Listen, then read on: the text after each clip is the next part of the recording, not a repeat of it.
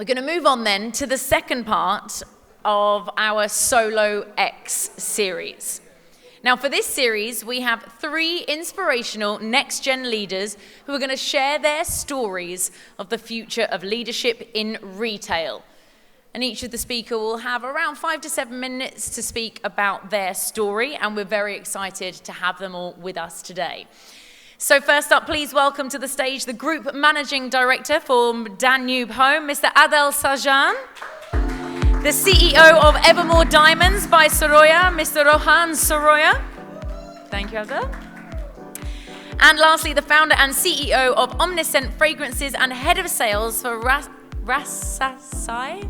Got that wrong. Sasi. Thanks. Perfumes, Mr. Omer Kalsakar. Huh? You're all together as far as I know. I mean, one after the other. Oh, okay, so Adel, you're all on your own, sir. Stage is yours. Thank you. Good afternoon, everyone. I would like to begin by thanking Retail Middle East for this opportunity. Truly, it means a lot to be sharing my journey. So my name is Adel Sajan. I'm the Group Managing Director of Danube. This company was started by my father, along with the help of my uncle, a long time ago. And when he started the company, he started with really humble beginnings. He built this empire brick by brick, and as he was laying the foundations for the company, he also played a pivotal role in laying the foundation for me. From a very early age, at the age of 13, he put me at my first job, where I was working in the warehouse of our building material shop in Dera.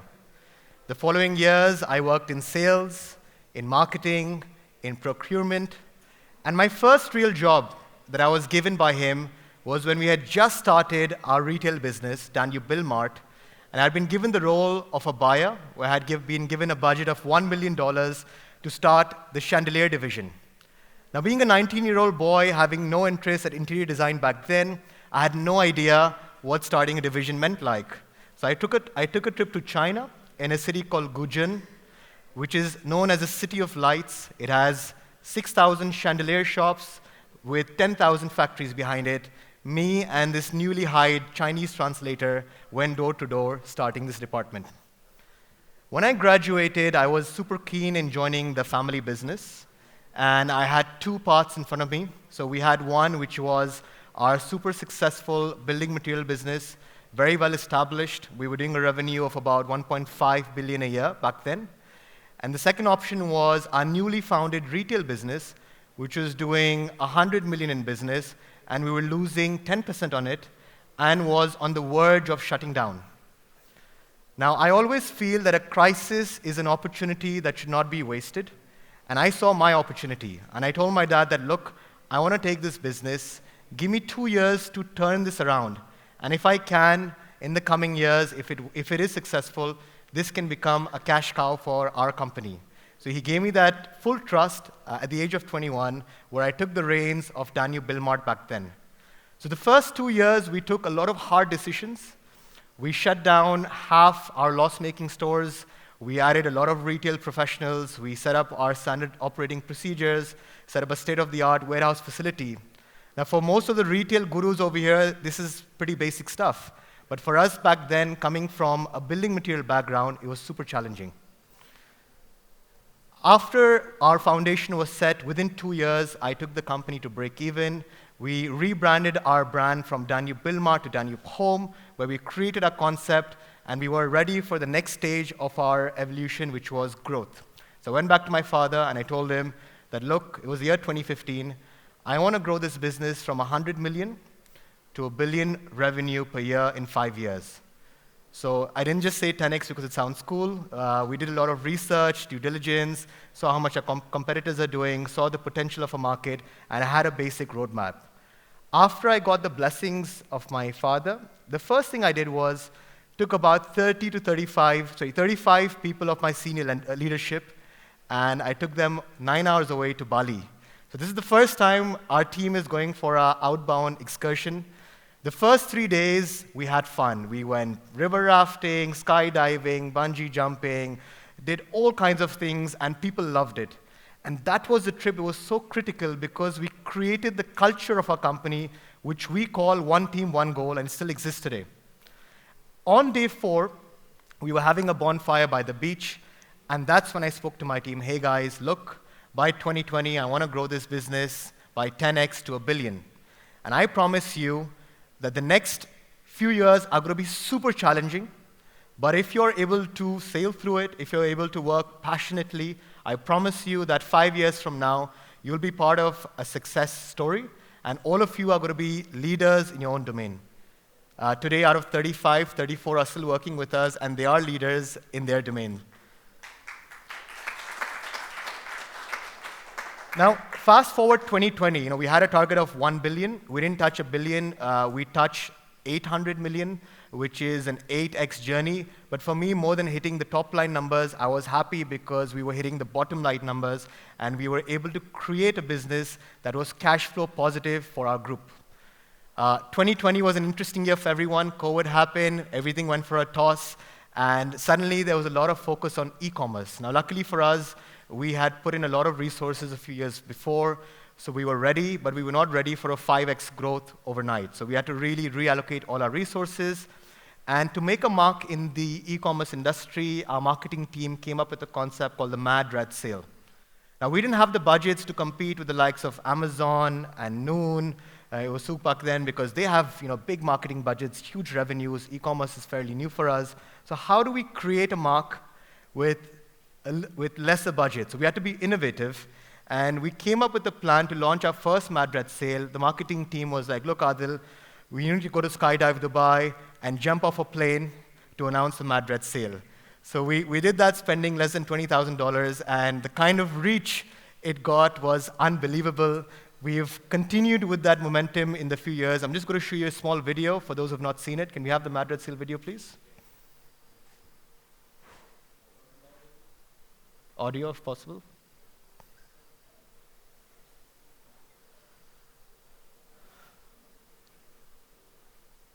Audio is not working?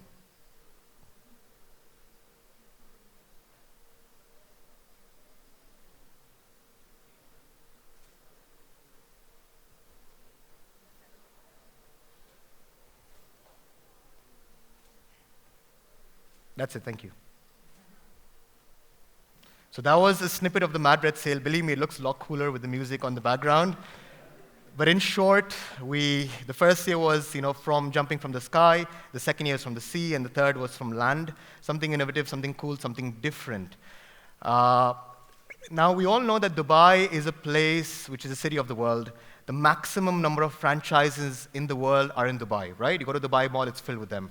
But our thought was a little different. Danube Home is a homegrown brand, and we wanted to put Dubai on the map. So with that vision and with that thought, we started our franchise division a few years ago. It's been super successful, and I'm so proud to say, thanks to my solid team, I have Syed Habib over here who's heading that division. Thanks to that, we are now going to be present in over 20 countries by the end of the year through the franchise route.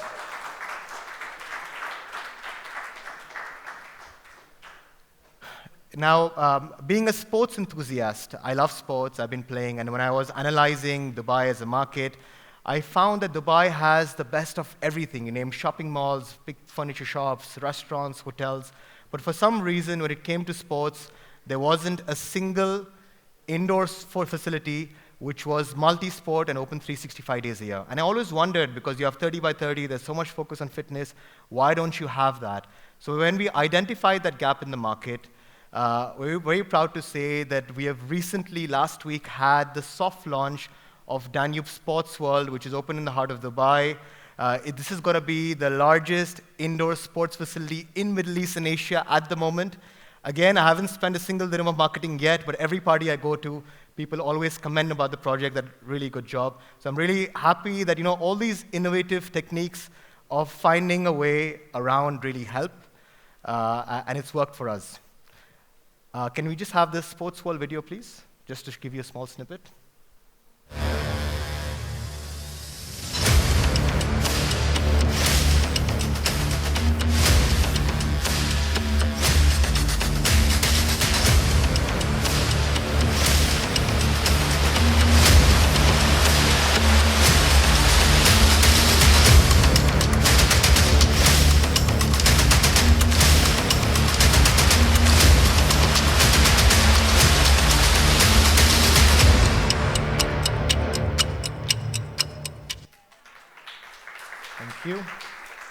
I want to conclude by saying that the journey to success is always under construction.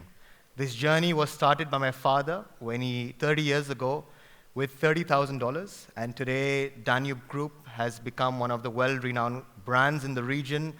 We have a turnover of 5 billion, we have almost 5,000 people working for us, and I feel blessed, I feel fortunate to be standing over here in front of all of you, to be having this responsibility so that I can take what he passed to me to the next generation and take the Danube Empire to new heights. Thank you so much for your time, and thank you to the Middle East.